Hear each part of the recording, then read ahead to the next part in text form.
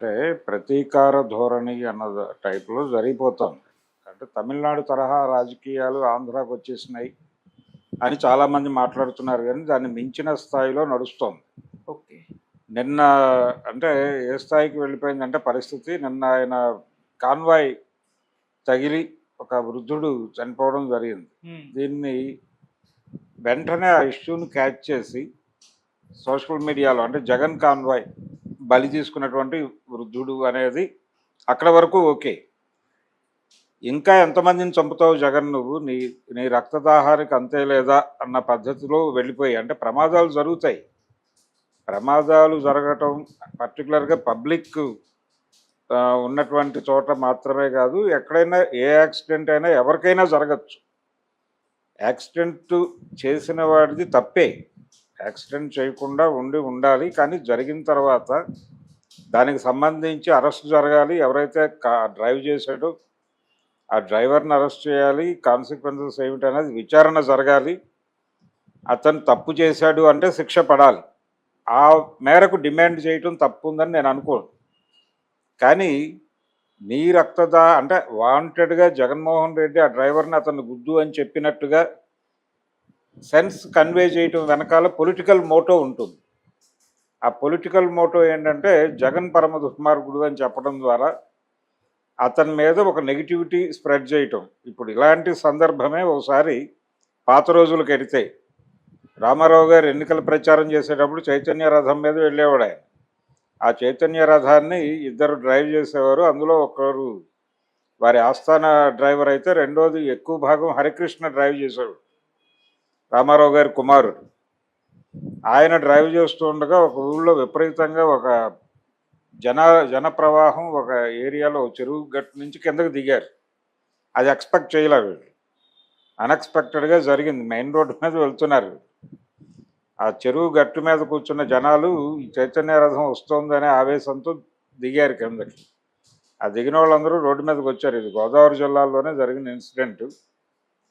Van ఈ చైతన్య రథం uncontrollable, అది బ్రేక్ వేస్తాడు అయినా కంట్రోల్ కాలేదు.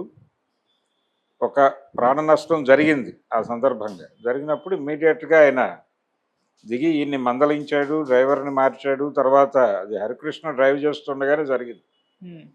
దానికి సంబంధించిన కాంపన్సేషన్ ఇవన్నీ అక్కడికక్కడే మాట్లాడి ఇష్యూని అక్కడే సెటిల్ చేయటం జరిగింది. దాంతో ఏమైందంటే మర్నాడు వార్తగా మాత్రమే వచ్చింది. దాని మీద ఇతరత్రా స్ప్రెడ్ చేసే అవకాశాలు దొరకలేదు. నిన్న జగన్ కూడా అది చేసి ఉండాలి. జగన్ కూడా ఇమ్మీడియట్గా వెళ్ళి దానికి అక్కడ యాక్టివిటీ మొత్తం తన కంట్రోల్లో తీసుకొని ఆ జరిగిన వ్యవహారం పట్ల చర్యలు తీసుకోవడం దగ్గర నుంచి మొదలు పెడితే తను ఎలా రియాక్ట్ అవుతాడు అనే దానికి సంబంధించినటువంటి వ్యవహారం నడిపేసి ఉంటే అదొక పద్ధతిగా ఉండేది. కానీ ట్రోలర్స్ ఉన్నారు ప్రపంచంలో అనే విషయం మర్చిపోతున్నారు. ట్రోల్ కంట్రోల్ చేయటం అనేది సాధ్యమయ్యే పని కాదు. ట్రోల్కి యాంటీ ట్రోల్ పెడితే కంట్రోల్ అయిపోతుంది అనుకోవడం కూడా తప్పే. అందుకని నాయకులు నాయకుల్లా బిహేవ్ చేయటం లేదు. నాయకులు నాయకులుగా బిహేవ్ చేసినా ఈ గోల ఉండదు. ప్రతీకార ధోరణి అంటే మేము అధికారంలోకి వస్తే మిమ్మల్ని అరెస్ట్ చేస్తాం, మిమ్మల్ని మీ తాట తీస్తామని చెప్పడం తప్పే. ఏది మేము రప్పా నరుకుతాం ఇలాంటివి పట్టుకోవడం అనేది ఖచ్చితంగా తప్పే. అంటే ఈ మాట అనటం అంటే వాళ్ళని అడ్మిట్ చేయటమే. ఇప్పుడు కావాల్సింది ఏమిటి? నువ్వు కొత్త మార్గాన్ని ఏర్పాటు చేయదలుచుకున్నప్పుడు కక్ష సాధింపు అనేది సబబా కాదా అనేది సమాజంలో విస్తృతమైన చర్చ పెట్టాలి. వరుసగా మీ మీద కేసులు పెడుతున్నారు. ఇప్పుడు కొడాలి నానిని కస్టడీలోకి తీసుకున్నారని ఒక వార్త ప్రచారంలో ఉంది. కొలంబోలోనో ఎక్కడో ఆయన కస్టడీలోకి తీసుకున్నారు అని ఆల్రెడీ పోసాని కృష్ణమురళి దగ్గర నుంచి మొదలు పెడితే గన్నవరం మాజీ ఎమ్మెల్యే వరకు చూసాం మనం. ఇది జరుగుతోంది. ఇది సబబా కాదా? ఇది కరెక్ట్ కాదు. ఈ ధోరణి కరెక్ట్ కాదు. ప్రజాస్వామ్యంలో ఈ పద్ధతి కరెక్ట్ కాదు. చంద్రబాబు నాయుడు ప్రజాస్వామ్యాన్ని తొంగలో తొక్కుతున్నాడు అనే పాయింట్ మీద రాష్ట్ర వ్యాప్తంగా మీరు విస్తృతంగా సదస్సులు, సెమినార్లు, అలాగే సమావేశాలు, స్ట్రీట్ మీటింగ్స్ పెట్టి జనాల్లోకి తీసుకెళ్ళాలి కదా.